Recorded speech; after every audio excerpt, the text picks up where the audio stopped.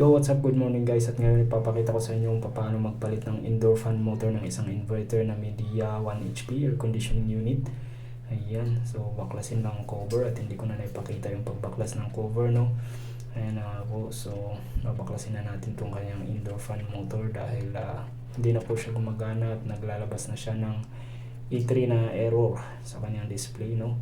Ayan na nga po, natanggal na natin. Ngayon unbox muna natin tong ating na order na spare parts, genuine parts. Ayan na nga po, so binabaklas natin yung box at ready for installation na tayo. At ikabit na rin natin ngayon kaagad at nang mapagana na natin tong unit, no. So step by step, ito lang yung video na susundan nyo kung hindi nyo alam kung paano magpalit ng bagong fan motor sa isang inverter aircon, guys. So ayan na nga po. Sa mga baguhang technician dyan, sa mga aspiring na maging senior technician or leadman ng isang HVAC or sa isang construction company na major sa HVACs, no. So ito po yung ating gagawin kapag nagkaroon ng H3 error ang ating mini split ductless na aircon. Ayan. At ayan, ibalik na po natin itong kanyang blower wheel, no, dahil kinalas po natin kanina para hindi po siya ma-damage during replacement po ng fan motor. Ayan na nga po.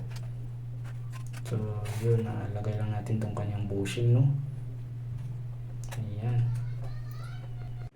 At syempre wag ka natin kalilimutan na higpitan itong kanyang tornilyo sa kanyang blower wheel papunta sa shafting ng fan motor para hindi po siya mag-iingay kapag umaandar, no.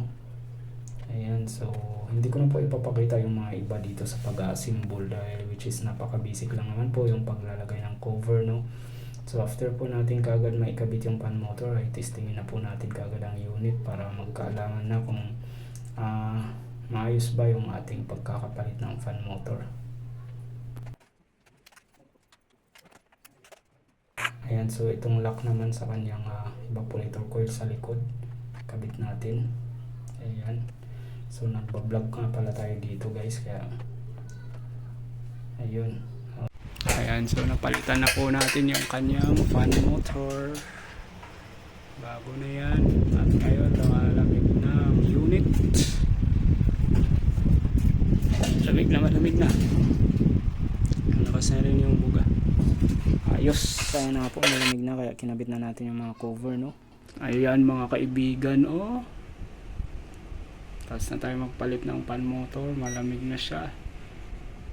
10 degrees Celsius, 11, 9. Ayun.